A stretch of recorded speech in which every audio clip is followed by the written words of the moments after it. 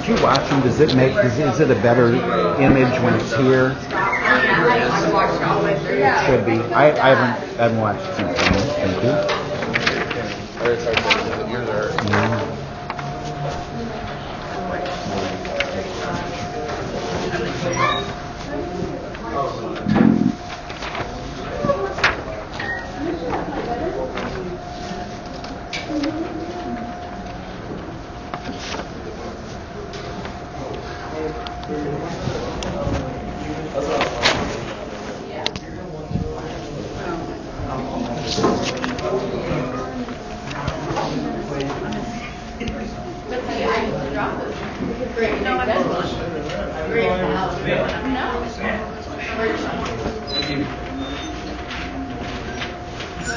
So this is quiz 8. Next week is quiz 9.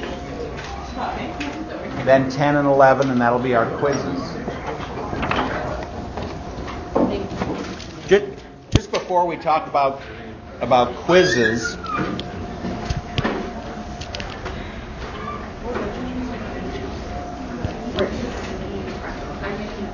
this is one of the fastest growing fitness programs.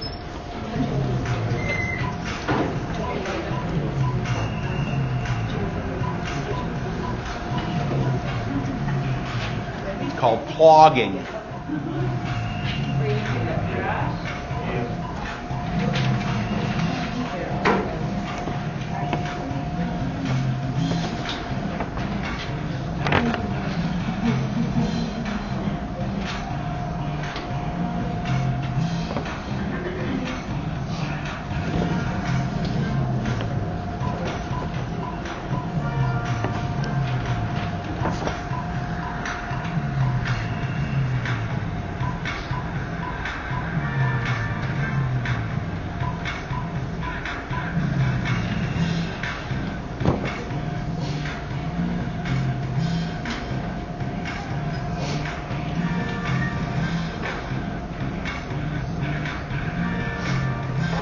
Okay, so why do people run or jog?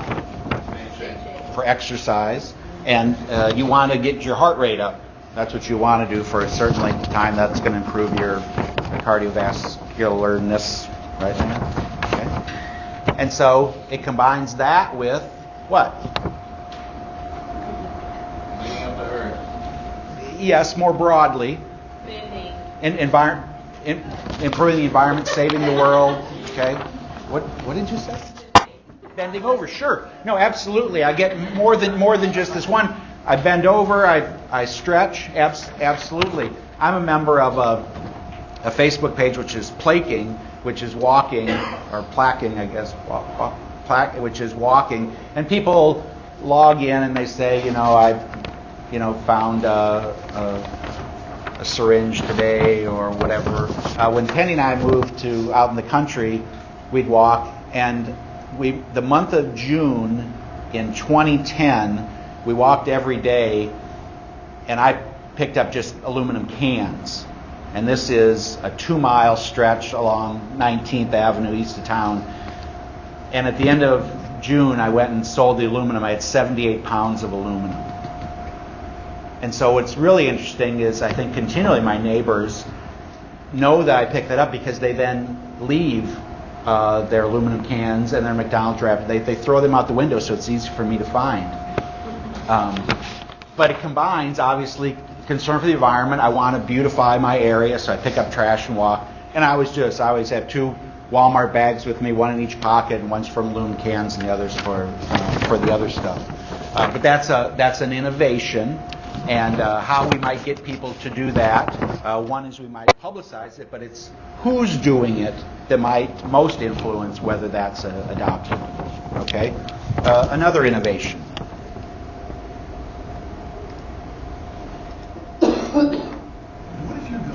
I'm sorry. I get $1 every time I show this Toyota commercial. What if it's cut?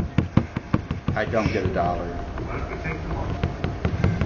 Once you just had it washed.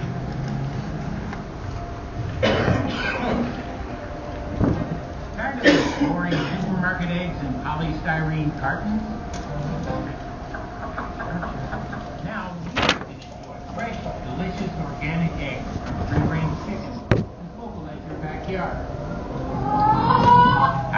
It's a little loud, sorry. rental chickens. So there's 2 levels, there's the bottom and the top. Oh, 2-story. And Tyler Phillips and Deanna Samata started Rent-A-Coop, a chicken rental business in Potomac, Maryland.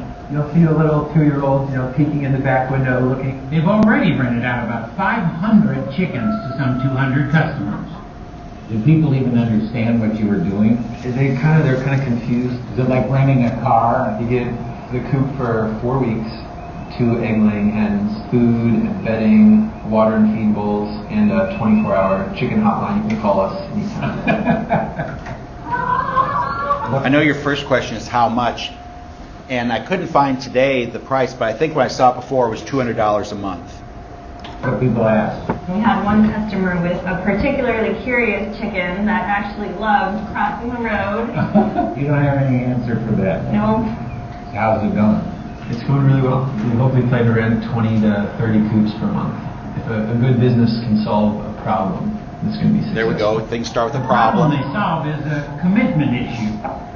People don't know if they want to get into long-term relationships with chickens. So customers sign a lease and Rent-A-Coop delivers.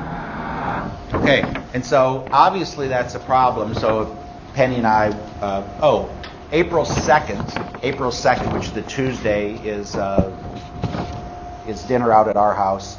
And if you'll come out, you'll see 2 dogs, Buster, Baby Buster, and Big Buster. When Penny and I got married, we both had 2 dogs named Buster, and so it's just kind of what happened. But anyway, these dogs are 15 and 16, or 15 and a half and 16, and they won't die. And Catherine, my daughter Catherine, cried, for like 2 years. I'll never ask for another present if you just buy me a dog. Okay, so we got this dog. I had no idea it was going to live this long. And Camley's dog, Baby Buster, didn't know he was going to live this long either. Big Buster doesn't have any teeth. He just gulps his food down. He's fine. But the commitment issue, I had no idea we're in this. The girls went off to college, didn't take their dogs. They moved to other states, have jobs, didn't take their dogs. And so these are my dogs now. But I had no idea it was going to be a 20-year commitment. And so the idea that maybe I'd like chickens don't live that long. It's much less of a commitment, but lots of people know about having dogs or cats. Not as many people know about the possibility of having chickens. So again, it solves this commitment issue. Hey. Hi. This delivery was to Claudia Barnett on her 18th birthday. Oh my God. We have chickens. Get your hands out of your pockets. There you To say the go. least. They live with us for 4 weeks. She was speechless. What does one say at a moment like this? Are you in shock? Yeah, I got it a little bit. Did not expect this whatsoever. Her mother, Deborah, explained. She has been asking for a variety of pets, but we never wanted to make that commitment long term. And so I found out that you could rent chickens. I thought, perfect. It is an odd concept, isn't it? So it is. It's a concept that's won over another Rent-A-Coop customer, 10-year-old Ella Caldwell. This one is Annie's. She convinced her family to not only rent, but buy the birds. Here they are now, Ellie, Effie, and Emmy. Well, she really talked about it day and night. She had a nice quality. I put up a big poster on the fridge that said family meeting at 7:30. And I put my hand on the farmer's almanac. I, Ella Caldwell, Do solemnly swear do solemnly swear to uphold the oath What was your dog? that I will take care of them and never eat chicken again. Ella said there are pluses and minuses to having chickens. Each lays an egg a day. That's more than 1,000 eggs a year. And sometimes they're just a bit too free-range. Oh no you don't. We'd like kids in every city to have this opportunity of renting chickens. Tyler says that chicken rental businesses have opened in several states, and he's even branched out to Washington, D.C. You can just be in the city and have 2 pet chickens, just like you can have 2 pet cats or 2 pet dogs. Which got me thinking. I've come to really love our feathered friends. You guys are going to love New York.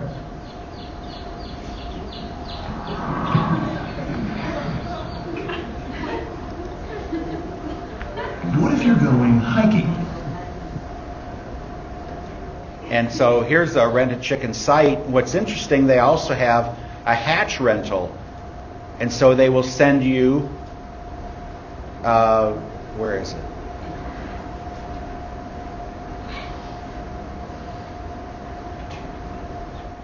Well, that's all the different places they are. They'll send you the incubator, the chicks, the eggs, and let you hatch them, and then 4 weeks later they'll take the chickens back. Well, and it's a pretty good business, I agree. And then at the end, if they really like it, then you sell it to them, and you sell it to them obviously at a very inflated price. But where else are you going to buy 2 chickens and a coop, and then you probably even sell them the feed? How far do they travel? Like what's their travel rate? Well, this one, it varies. So there's some everywhere. This one,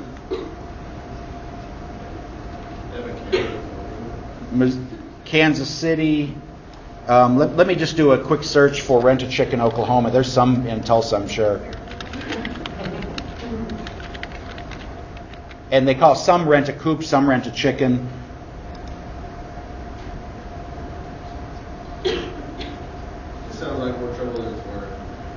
For who? For the person that's renting, or the person that's renting? Person that's renting out. Okay, so for a couple $100, there's 2 chickens, and then I pick it up, and then I give somebody else, and there are two days I needed to deliver this. Yeah, I just charge whatever you want to charge because people will pay it. The guy said he once had like 200 coops out of a month. Yes. That's 400 chickens you got to take care of, and then like take them out and then get them all back. Yeah, but I just make the price whatever to where I break even, and then a lot of people, the kids love them, and so we're going to buy it. And then when they get tired of them, then I say, oh yeah, I'll come pick it up again. You'd say, I don't know what to do with it, I'll come pick it up again, and then I'll sell it to somebody else. And the chickens die, but they lay eggs, and we hatch more. So what happens if the chicken dies when you deliver it? When the chicken does what? When the chicken dies when they deliver it? Oh, well, obviously you'd say for $100 I'll bring you another chicken. I mean, what happens when the puppy dies or the hamster dies? So here's what you get: the coop, the laying hens, shavings, 40 pounds of feed, phone support.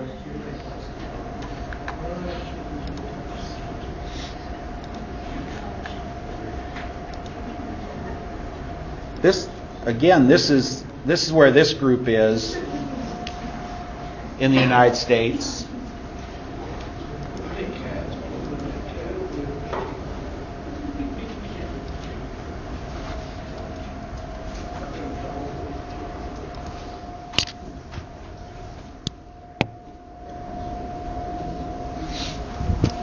Any other thoughts?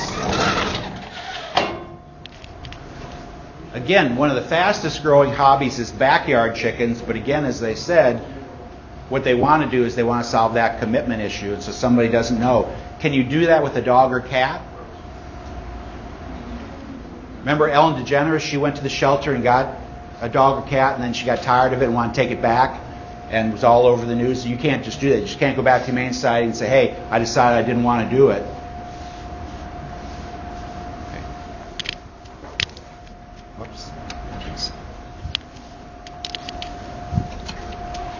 Okay, one of the points in this chapter is that the importance of opinion leaders. And again, remember that from last chapter, early adopters and early majority, they've got opinion leadership. Laggards, innovators, no, they don't have any opinion leadership. But these early adopters and these early majority all are. So the question is, how do we find out who the opinion leaders are? Okay, so how do we find out who the opinion leaders are? In the book, they talked about 4 different ways, and I'll take any one of those. were cool, and then they gave them the product and the video game. So they talked about that video game when they figured out who the opinion leaders, they asked them who are the cool kids in school, and they gave them the video game. Okay, so let's take it and say within softball. I want to know on a softball team who the opinion leaders are. Okay, so one is I could ask,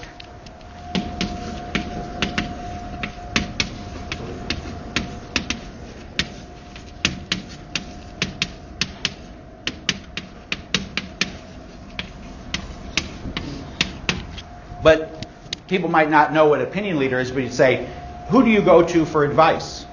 Right? Okay, what's another way? I want to know who the opinion leaders are on the softball team. Somebody that knows something about softball surely could be able to answer this. They're not in this section. You can send someone in to observe the group. You observation.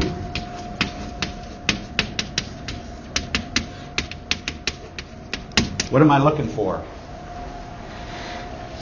You don't have to answer that. What am I looking for to figure out who the opinion leaders are on the softball team? Who they're listening to. Yeah. Who talks and who listens? Who, when they talk, other people are listening. Who, when they talk, everybody just kind of does this.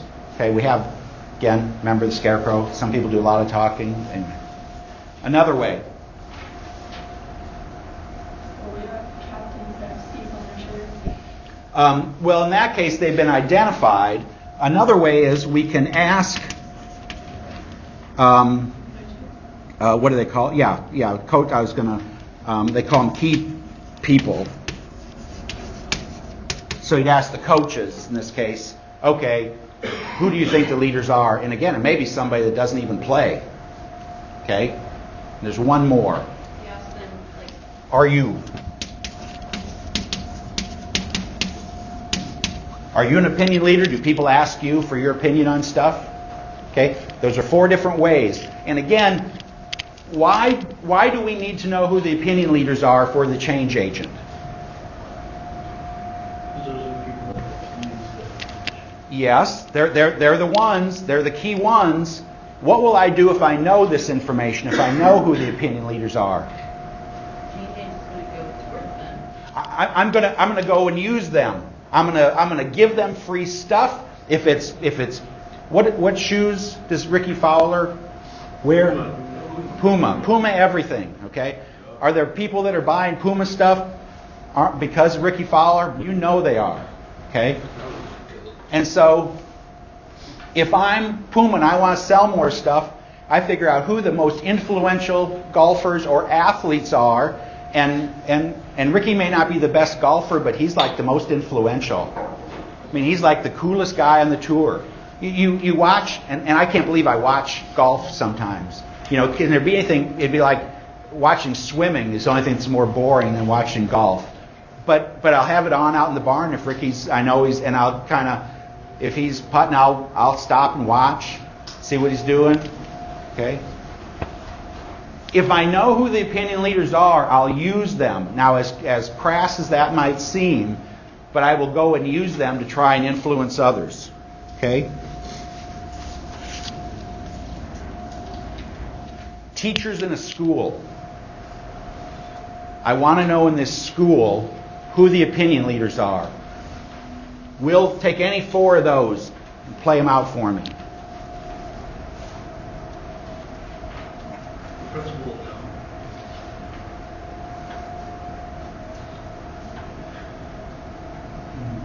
You could ask each teacher who do they go to for advice. You would ask the teachers, who do you go to for advice? Okay? Who will it be? Will it be the oldest teachers? Not necessarily. It could be some very innovative young teachers that have a lot of opinion leadership. I would say you could ask the students, because even though I didn't have one teacher, I would always go to them. If you believed students were key people, I mean, kids are pretty honest. they might. I'm not sure if students know whose opinion matters. Principals might know, superintendents might know, school nurse might know, kids might know. Okay? Observation, what am I looking for? Where would I go look? teacher's lounge, football game, teacher in-service day, and I could just ask, are you influential in your school? It's possible there's some people that have delusions of certainty. They may think they're influential, and in fact they aren't really at all because they spend so much time without adults. Okay? But certainly we can ask them. Okay? One more. The people that are at a farmer's market that are selling their goods. How do we figure out who the opinion leaders are there? Okay, so I can watch and see before things start, they're talking to each other, who's talking and who's listening. Okay? I can ask them, hey, do people follow when you do something? Do they do it? I could ask the key people. I could ask the customers, hey, who do you think's influential? And I could ask them. Okay? If I don't know who the opinion leaders are, I might approach the wrong person. Okay? So your one question is, where is it? A common error change agents make is they select opinion leaders who are too innovative. They tend to select the innovators. And the innovators, remember, have no opinion leadership. People look at them and say they're kooks. And so because they're doing something that's new, we say, oh, we'll use them. And the problem is nobody respects what they do, and so they just see you as one of those kooks too. If I select the laggards, they're not going to be wanting to do those things. They're going to be forced to adopt. They don't have any opinion leadership. I might get them to participate because we're giving them a free box of Cheerios, but nobody will eat Cheerios because they're eating Cheerios. Okay?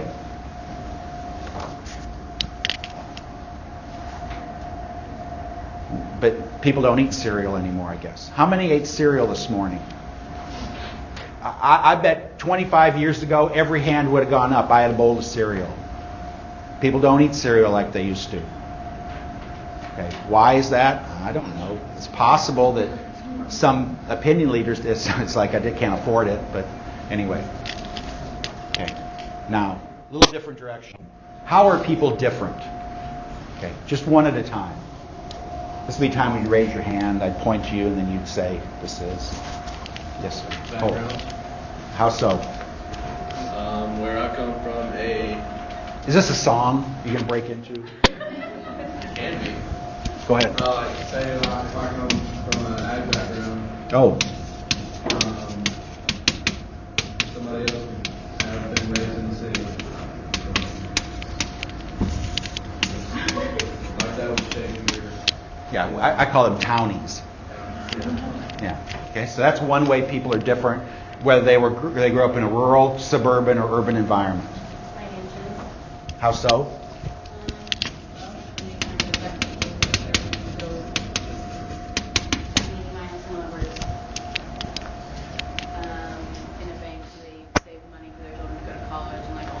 Savers and spenders. Okay, that's certainly a way. So the last vehicle that I didn't buy, Penny bought, was a Jeep Grand Cherokee, and she did it all herself. Did all this negotiations on the phone, cussing at the salespeople. I'm not coming down there. It was great watching her operate. She's very skilled. But I consider it a luxury SUV. Okay, she has two nieces that live in Friendswood, Texas. One, on her 15th and a half birthday, she got a brand new Jeep Grand Cherokee, and her other niece, when she graduated college, they bought her a luxury SUV, which happens to be a Jeep Grand Cherokee luxury edition, whatever. And it's like they are not like us. Okay, they are related to Penny, but they are not like us. Okay.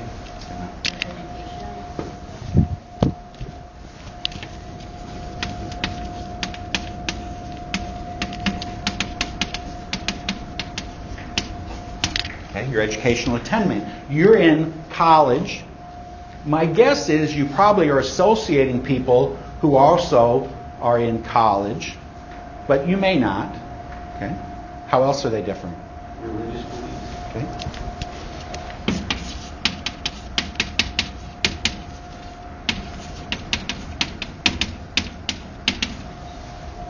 Okay. Another way. Yes?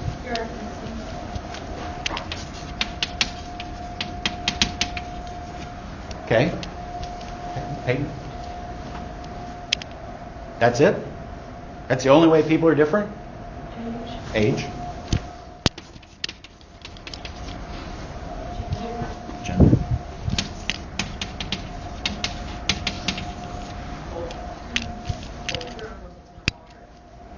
Talk about it. Ethnicity might be too narrow, right? Okay.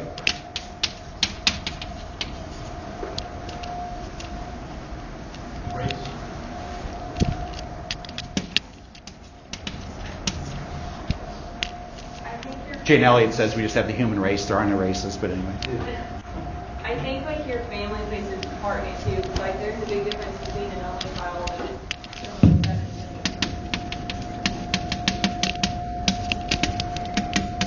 Spoiled, rotten kids.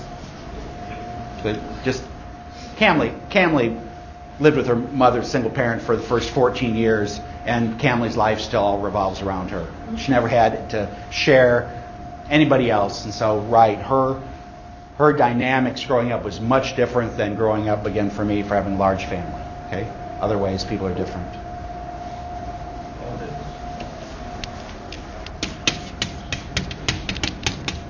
And more specifically, liberal or conservative, if we just Their values. okay, talk about that. Morality. Things that they find important. Their definition of success. What their worship. You're just showing off now. Those are all what they think is important, how they spend their time.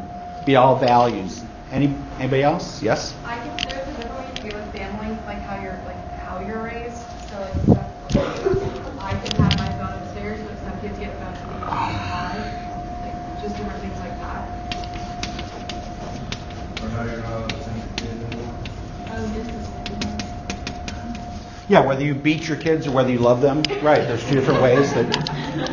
But that's interesting is whether you grew up in this conservative family where there were lots of rules, or whether you were encouraged to be independent to do your own thing. That's very, very different.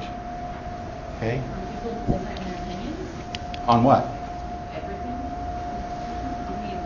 Well, politics. But is there another way people are different in? Is that really what you mean? Like whether their favorite color is blue or red? Ooh, health. Health? Talk about that. Sorry. Do you mean hygiene? Overall health, so like whether or not someone goes to the gym or whether Oh. Maybe. How about what about what they do in their free time? How they spend their free time? Well, I'm talking about like what if they're like very Athletic. Okay, let's say health. Health, but certainly, what do they do for fun? Okay, does anybody say whether they drink or not? smoke. Whether they okay, polarizing. What about the way that they live their life? Like there's some people that want to live this very lavish lifestyle, but they don't necessarily have the means, and there's people that do have the means that just appear to live that.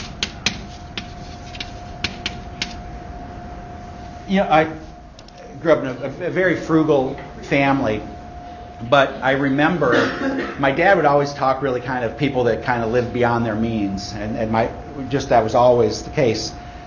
And as he got older and wasn't well, he'd kind of be like, I don't know whether, kind of in retrospect, it's kind of like, I don't know whether that might be the better way to do it. The idea, have you ever heard it said the last check you want to write is for your funeral and it should bounce? The idea, I spent it all. I didn't leave any for anybody else. That's a way of living. And other people, I'm saving for later and I want to hand stuff down. So being frugal or not. Any other ways people are different? Okay, I forgot to pull this up, so just bear with me a second.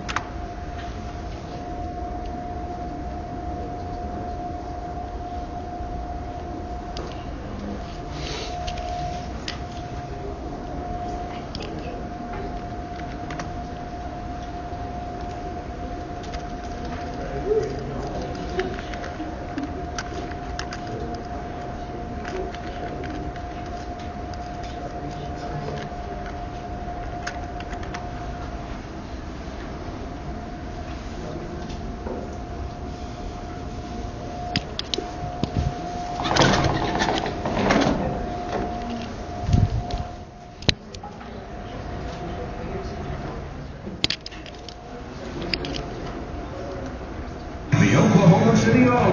We'll show them tomorrow.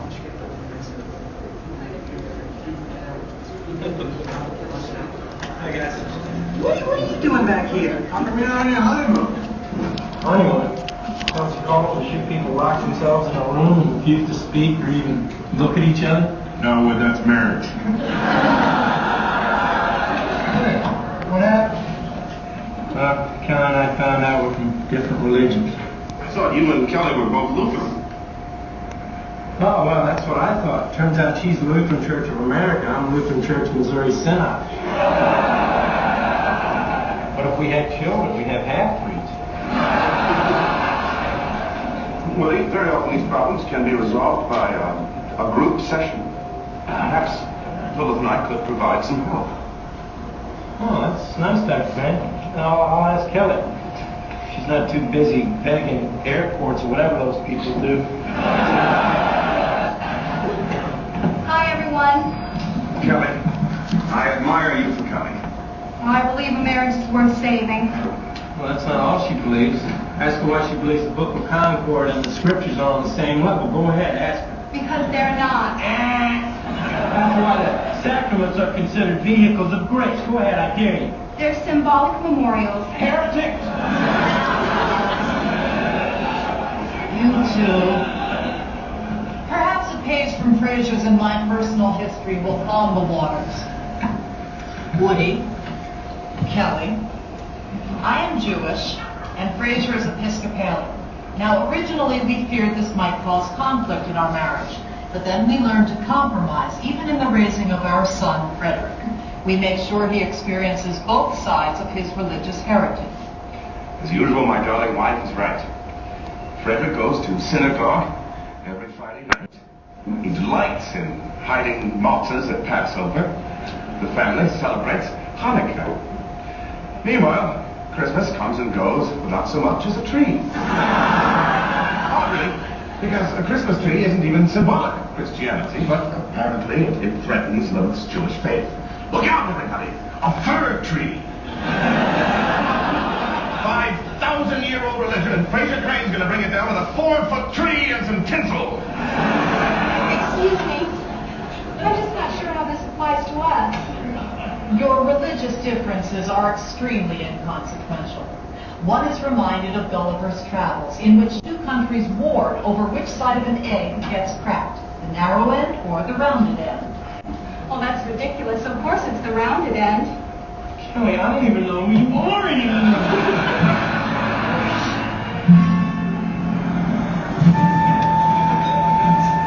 Well, Mr. Missouri Synod, you demanded to see me. Yeah, Kelly, would you please sit down here? Something very important to tell you.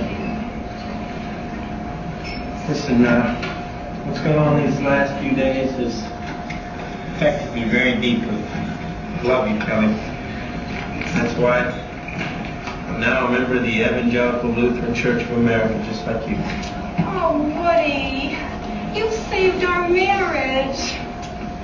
What a wonderful sacrifice.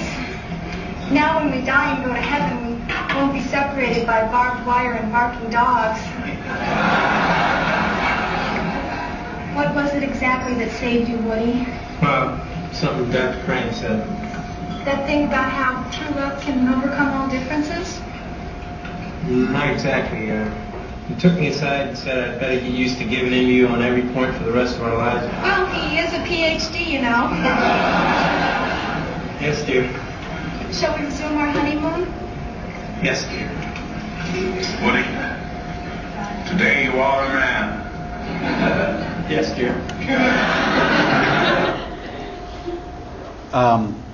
Actually, they cut out a few pieces that's at the Faithful Catholic. They apparently didn't like a couple of references to sex that they took out of that. So anyway, now.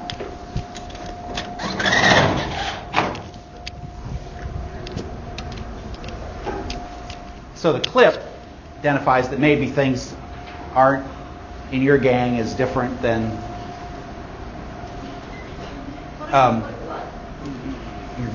is that when? It's hard to see the screen and the building in my head. Yeah, that's so you. And I was cooler, so. Whatever you do, everyone will be. I didn't see anybody else turn their cap around. So ways people are different. So the chapter has this concept of homophilia and heterophilia. And so I want to ask you, if these are all ways that people are different, to what extent are the people that you surround yourself with, are they different or like you in these terms? And if different, how different?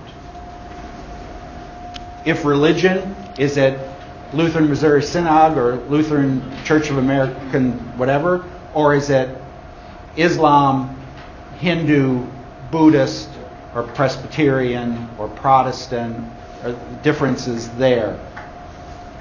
Ethnicity, am I around people that look like me ethnically? Okay. Do I have a lot of friends who are older, much older than I am? Gender, do I tend to have friends, associates, same gender? Educational attainment, socioeconomic. Anyone care to share? Honestly, me and all my friends are pretty much the same. Okay, save that. Anyone else? My two best friends back home both dropped out of college after the first year. They're like 2 years older than me. So. And what do? They work full-time jobs now. Yeah. They're from the same geographic area as you were? Yeah. Yeah. You haven't outgrown them? You don't want to quote Descartes and Socrates and... No, we're still friends. No, you're just kind of in denial about your educational achievement. Don't you talk to them about diffusion of innovations and this book that you read about hillbilly elegy? And no, so you kind of tone that down because they wouldn't really... I don't know. You don't need to go to the counseling center after this. I'm just exploring how it might be. Anybody else? Well, both of my best friends and roommates, one never went to college and the other one dropped out after freshman year for different reasons. And they're both different ethnicities than me. They both have different socioeconomic stanchions than me. Both have different families than I do. They're kind of different on every point, to be honest. 30 years from now, will they still be your best friends? Yeah. Maybe so. Do you ever wonder about people of different educational attainments? A woman's here at faculty, she's so busy doing this, or she's at the hospital, and I'm so busy that I never had time, and so I find I'm dating a carpenter or a plumber, and will those two types of jobs fit? Anyway, so you had your hand raised. Oh, Katie. I was going to say that I've learned, I've had really, shallow relationships with people, and I've learned that the more I get to know them, and I know that I put it up there, but the more that I know their values and things I actually care about, the harder it is for me to be around them, because we don't agree, and I continue hitting walls. It takes a lot more effort. Cognitive dissonance. It's very conflicting to be around people that aren't like you. You would rather be people around you that are like you. Okay? Penny has this good friend Holly who does this junking stuff with her, and her husband Chuck. Chuck kind of talks like this. He doesn't open his mouth much when he talks, and that really doesn't matter because Chuck doesn't talk very much. But they came over and brought a big truckload of stuff and introduced themselves to Chuck, and he said, "Now where's your property go here?" I said, "Well, there's nobody over here, there's nobody over here, nobody here," and that's exactly how I like it. That's just how I am. So Chuck and I get along great because we don't like people, okay, and we just as soon not be bothered with things. And I think if he didn't cook, I don't think they'd eat at his house, and that sometimes, most of the time, happens at my house. So what you're saying is when this is in conflict, it's uncomfortable. And so it's natural that we want to be around, it's comfortable for us to be around people that are like us. So don't go into counseling because you're very homophilious. We are, okay? it's very uncomfortable to be in these heterophilous relationships with people. Particularly if you were to be in an intimate relationship, it's not going to work. Okay? So I said to Nate, again, I explained that Nate's grandfather died of emphysema on the day he was born. Nate went to the Marines and he's smoking, and he's in Washington, D.C. And I said, Nate, you are limiting about 75% of the girls that you could date by smoking. And tell me if would you date someone who does smoke or does, if you didn't smoke and they smoked, could you date them? Probably not for very long. Anyway, he eventually quit smoking about a year ago. He put on 20 pounds, but he said, I'm going to quit when I'm 27. Because he kind of had in mind that I'm not going to get married anyway, so what the hell do I care whether I'm not looking for marriage. But the idea was, when I'm ready, then I'll need to, because that will then open that all up. Drinking. If you are people that drink all the time, okay, you just are tired of driving them home, being around a bunch of drunks when you're not drunk. If you're drunk, it's no problem. I mean, those of you that drink when other people are drunk. But when you're not drunk and they are, it's just not much fun. And so if you don't do this, no, don't raise your hands. If you don't do this, it's just uncomfortable, and you say it to a certain extent, it's okay, hey, I'm different, but then you say, I don't want to do it. Anyway, so the whole point of all this is that if you are in homophilous relationships, it's natural for you to do that. Everyone wants more comfort. The problem, Roger says, is that's not where new ideas come from. The new ideas come from heterophilous kind of conversations and relationships with people. And then this strength of weak ties. These people that you kind of know, but don't know really well because they're not like you. They're the ones that have these contexts or these ideas. Okay? And at the university, you can't escape that. Okay. Now, a bigger question is for the university, to what extent is the university just throw it all out there and say, here are all these ideas, and you're at the university, you should be exposed to all these different things? Is that what is supposed to be happening at the university? Are you supposed to be exposed to all those different ideas?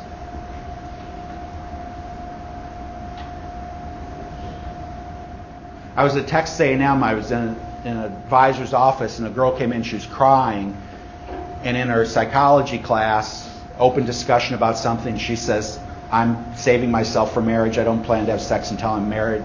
And the instructor said, you're naive and blah, blah, blah, something. And she was just crushed. And she's like, I didn't expect, my values to be attacked in class. And to a certain extent, that is what happens.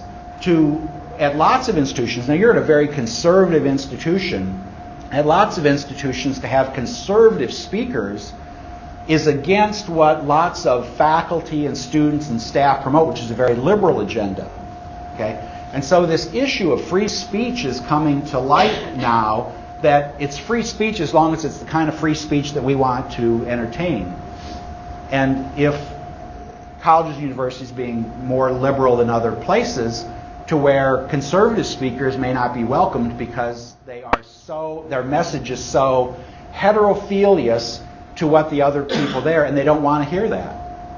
Which is the same, what we're trying to promote is for conservatives to be open to liberal viewpoints. Okay? And so it's so uncomfortable that in some cases we don't want to allow people to speak. Okay? We will shout them down so they can't be heard. You'd say, well, that isn't what free speech is supposed to be. We're supposed to be able to allow all those different viewpoints. These are the people you're like, no problem. Okay? But if you only surround yourself with people that are like you, you're shutting yourself off to a whole bunch of new ideas. Okay? And if you feel like you're more open to new ideas than your friends back home, it may be because you're exposed to more. Okay? So again, this heterophiliousness or homophiliousness, it's natural to want to be around people that are like us, but if we only around people like us, then we're going to really limit ourselves. Talked about that. Different. Happy Fat Tuesday. If it's your religious denomination, get your ass in church tomorrow.